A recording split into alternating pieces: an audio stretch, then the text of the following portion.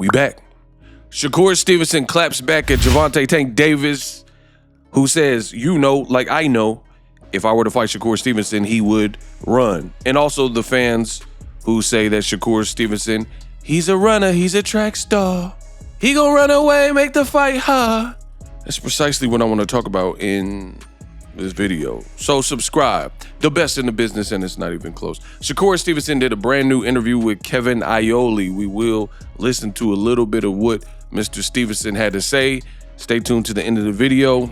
I'll give you the ego thoughts. Shakur Stevenson, he was asked different things, but I want to focus on the Gervonta Davis comment. Now, Kevin Iole, he basically says, I was at Tank's last fight, and I asked him, you know, Lomachenko is a guy I respect, but what about Shakur Stevenson? Listen, I peeped the setup. How come people are making it sound as if Lomachenko is washed or old or shouldn't somehow fight Tank Davis, and then they're trying to put Shakur Stevenson up for it? You know, the old media tricks are back at it. Loma is rated higher in like most of the sanctioning bodies, right? Most of the sanctioning bodies have Loma number 1 at lightweight or number 2. Or wherever they place him, he's higher than Shakur Stevenson. So I really don't understand this, why people are making it like it's a bad fight. I mean, I don't understand it, but then again, I do. I do understand it because we know what it means. People don't have faith that Lomachenko, at this point of his career, would beat Gervonta Davis. So it's fear. So they're trying to pit Tank in with the style that they feel is harder for him, or somebody like Shakur Stevenson that will try to likely play keep away. So I don't disagree with Tank Davis that we've seen Shakur fight negative when he's in there with a big puncher that he respects. Nakathila, the African dude, or also fights with Oscar Valdez late. He did fight, you know, more stationary, but then towards the end, I think it kind of fizzled out a little bit. And then more importantly, his last fight, Edwin De Los Santos. So that's what that means with the Lomachenko bit. Shakur Stevenson has responded to his critics and the people who call him a runner, and he said, roll the clip. How do you, when you hear somebody say Shakur Stevenson is a runner, how do you react to that? I mean, can we really say that? But like, so when we say that, right? I think the real term, and if people like understand and know boxing, the real term would be Shakur Stevenson is versatile. He can do a lot in the boxing ring. He can, cause if we think of like my last fight, right? We say, oh, he was moving. Before that fight, they was telling me that I was flat-footed and I was staying in front of guys too much. And that was like the main thing. Like, oh, I'm in the pocket, stand in front of somebody. I don't move that much. Oh, whoa. Pump your brakes. You got a little too much dip on your chip. Shakur Stevenson just said that previously the narrative was that he was too flat-footed and he would stand and trade and bang too much and he had no ability to use footwork or move. Listen, I've covered boxing over 10 years. I am successful on multiple platforms, not just YouTube. I have a following on Facebook. We have a like page over 50,000. The Instagram over 50,000. Twitter, you know? So I do numbers. I get comments from, and keep in mind, all social medias are not made even. Like sometimes I can have the same exact post and post it on Facebook and it'll perform differently than the crowd on YouTube. Or I could post something on YouTube and then post something very similar to Instagram.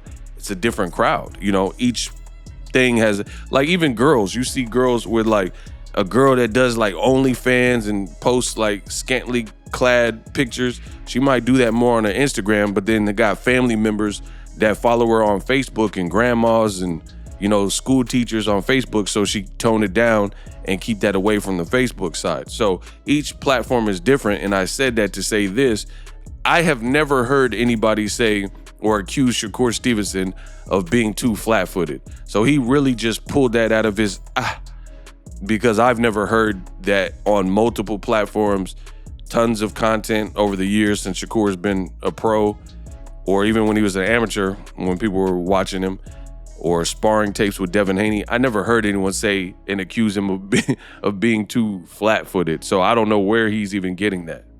But then my last fight came, and now they calling me a runner. But I think like nowadays, like people's not really like boxing fans. There's a lot of people that's just watching the sport, but they're not like studying like the history and like going back to watch the Muhammad Ali's and the Sugar Ray Leonards when Muhammad Ali used to float around the ring like a butterfly.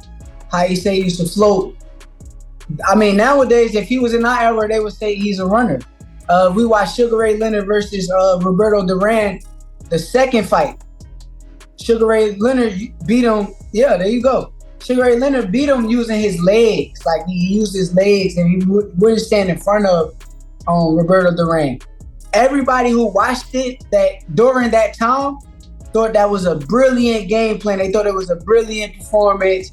He made Roberto Duran quit.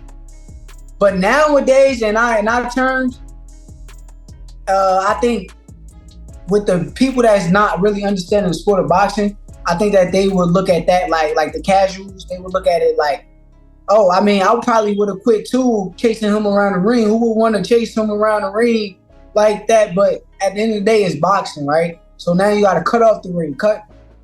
Like, it's so much that I could really get. Now, one thing, your boy Ego, I do not like when you're being confronted, you specifically, a person, is being confronted with any sort of criticism, and to defend the criticism that they are facing, they start bringing up a bunch of other people. I'm not a fan of that. Shakur Stevenson is talking about Sugar Ray Leonard and Roberto Duran. And then he just turned 27. I think his birthday was today or yesterday. So he's young. He's a pup. He's a young kid. He's talking about the perception of the Sugar Ray Leonard fight. And Sugar Ray Leonard's not even my era, and I'm over the age of Shakur. I'm older than Shakur Stevenson. So how do you know how people valued or what the perception in real time was? And I know for a fact that's not even your era. You weren't even born when the fight took place. The fight took place in 1980, right? So if I'm older than Shakur Stevenson and that was before my time, then I know it's before your time. So how could you tell what society believed and felt about that fight? And he's like, oh, people said it was a brilliant performance. How you know Sugar Ray Leonard wasn't receiving criticism at the time? You know, we didn't have social media and things like that. So that was weird. But just bringing up other people, the criticism is on you. You're bringing up Sugar Ray Leonard. You're bringing up, make sure you guys hit the like, subscribe to my channel, hit the bell icon so you don't miss a thing. You're bringing up guys like, legendary guys like Muhammad Ali, and saying like, oh, in today's society, people don't know boxing, so Muhammad Ali wouldn't have been appreciated. You don't really know that, because in addition to his fight style, he fights nothing like Shakur Stevenson. So I don't care about the float like a butterfly, sting like a bee. That's the other part you missed. It wasn't just float like a butterfly, it was sting like a bee, and Muhammad Ali let his hands go. Shakur Stevenson and Edwin De Los Santos, I don't care what none of y'all say in the comment section, it was not a fun fight to watch. For me, that is my personal opinion. They combined for a career low amount of punches totally. So Shakur was being evasive, Edwin couldn't catch him, and neither one of them looked sharp, looked spectacular, and they didn't really throw a lot of punches. So now you have Shakur Stevenson bringing up all these legendary fighters talking about, oh, these guys wouldn't have been appreciated either, and trying to relegate it to this just a bunch of people that don't know boxing, and boxing fans aren't really boxing fans. I reject that deposit. People very well can be fans of boxing. Like, for example, I like Italian food. I love Italian food. You know, who doesn't like a good carb, some pasta, the sauces and whatnot. However, I don't want Olive Garden. I don't want like cheap knockoff Italian food. So therefore, I don't particularly go outside of like maybe a pizza, but I'm talking about like spaghetti bolognese and, different pastas and different dishes. I don't eat Italian food that often because near me, I haven't found a place that suits my needs. So to make it sound like people aren't boxing fans, that's not true. They just maybe don't perhaps resonate with your performance or your style. You can't say, oh, Ego don't like Italian food because he doesn't appreciate this or he doesn't think that Olive Garden is all that. Maybe Olive Garden isn't all that. So I find that a bit weird that Shakur Stevenson is in effect trying to make it sound like these aren't real boxing fans. People can really be boxing fans, but not like everything. Like, I'm a huge movie buff. That doesn't mean I like every single movie that comes out. Some movies are bad. Some movies are boring. Some movies don't get to the point or they don't own up to the trailer or whatnot. So Shakur is making it sound like if you didn't appreciate him, it's this secret art that he's doing. And that was really a great scintillating fight. And people who don't fully appreciate it are people that don't even like boxing. They just watch it. And I don't agree with that. I truly think some fights aren't good. Like, I watch Robert Easter versus Rances Bartholomew. The style mesh, the performances was not good. In my memory, it's one of the worst fights that I watched. I had no problem with Robert Easter versus other opponents that he fought in the past. It was that specific style matchup and how that particular fight played out. Guillermo Rigondeaux. I've been a big fan of Guillermo Rigondeaux, but his fight with Casemiro was not great. You know what I mean? So Shakur Stevenson, it's like, to me, this is just my opinion, it's almost like he has trouble embracing the criticism of people not liking his performances, because as an amateur, he was the man, he was touted, everybody was showing respect, he was the next up. It's almost like a child actor in Hollywood, and you're in all the Disney movies, you're in the Mighty Duck, you're in the Lion King doing voices, and then when you get older, your looks change or whatnot, and you're not getting those phone calls from these big movies anymore because you don't have that boyish charm anymore. You don't have that kid look, and you've like come into your own, or your voice has changed or whatever. And some of those child actors in Hollywood, they almost don't know how to embrace that, being that, hey, I was in the Goonies, I was in all these kids movies, and I was super rich and popping, and then now I'm not getting those calls anymore. To me, that's kind of what it feels like with Shakur Stevenson. He's not used to the criticism because on the way up, it was all the Shakur Stevenson show.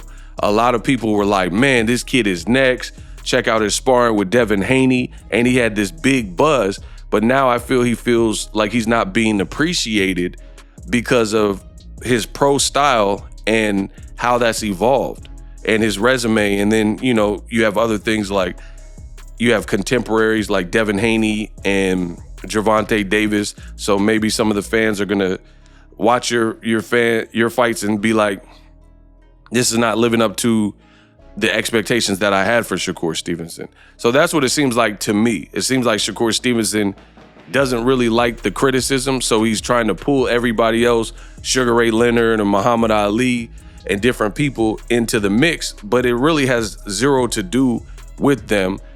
We're saying that particular fight and certain performances. I never heard this Shakur's flat-footed stuff until Shakur just said that. I never heard anyone say that, right? What I have heard is something similar to the running. People said that Shakur, he's boring. He's not the most exciting in the ring and out the ring.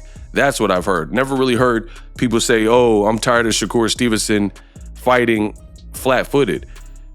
People said Shakur had a good defense or solid defense. And it's hard to disagree with Gervonta Davis that if he were to fight against Shakur Stevenson would likely revert to fighting negative and using a lot of movement.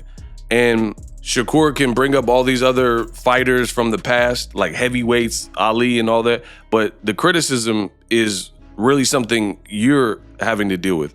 Ray Leonard don't fight no more. Muhammad Ali's no longer with us. So this is your criticism. And I feel like Shakur, he's just over-explaining, and that's a bad look because at the end of the day, he's about to fight Frank Martin leftovers. Frank Martin nearly stopped Artem Harutyunyan, and he's just making the pressure amount for that particular fight because he's talking and he's like making it sound like you're not really a boxing fan if you don't appreciate his last performance.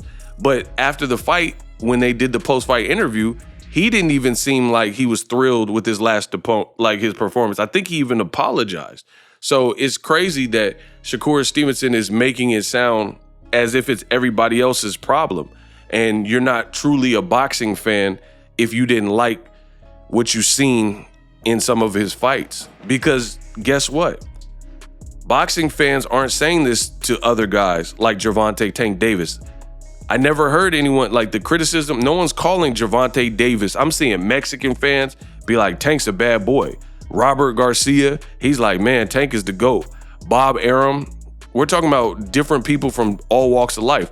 Bob Arum just said Gervonta Davis is the hardest hitting lightweight since Roberto Duran. That's huge praise. How many great people like Sugar Shane Mosley, who was a beast at lightweight, have came in that division and done great things. And then for Bob to say that, that's a huge praise. So Tank is not receiving this level of criticism. So I think criticism, nobody wants to truly hear it. It doesn't necessarily feel good or feel great, but sometimes you got to listen to the crowd and understand what's being said. That's how you improve. But I feel like a lot of these sub 30-year-old fighters, Gen Z fighters, they have such a difficult time and they'll make it sound like it's me against the world and everybody hates me, or what Shakur Stevenson is doing, saying stuff like, you guys aren't real boxing fans if you didn't like that fight. Bro, you guys barely threw any punches. It has nothing to do with any fight. David Benavidez can fight somebody, and if he threw the amount of punches that you and Edwin De Los Santos threw, which he never would, but if he did, hypothetically, I would say the same thing about Benavidez's fight. However, that's not Benavidez's bag. He lets his hands go. He's throwing offense, and that's good. I have no problem with pure boxers. There's a lot of people who are pure, like Pernell Whitaker is one of my favorite fighters, but he made it look dazzling what he was doing. Shakur Stevenson, Edwin De Los Santos, it just didn't live up to the expectations for my Thursday night. And yes, he fought on a Thursday night. And that's one thing I hope to impart on this younger generation. Gen Z got to listen to the big bro Boxingego when I tell you this. It's not personal. It's nothing personal. It's always business. Sometimes you can tell the difference between hate and true constructive criticism. A lot of people that I've seen aren't necessarily hating on Shakur Stevenson, but they are providing constructive criticism. Even some of the like memes and songs and stuff, you could still take and draw from that. Like, for example, I'm a YouTuber. My job is to create and curate content, period. So if everybody in the comment section was mostly saying, Ego, your audio stinks. I'm having trouble hearing it. Your voice is distorted. Your microphone sucks. It sounds hollow, sounds tinny. Your voice sounds muffled, yada, yada, yada. It's hurting my ears listening to you in my earphones. I wouldn't get mad at that.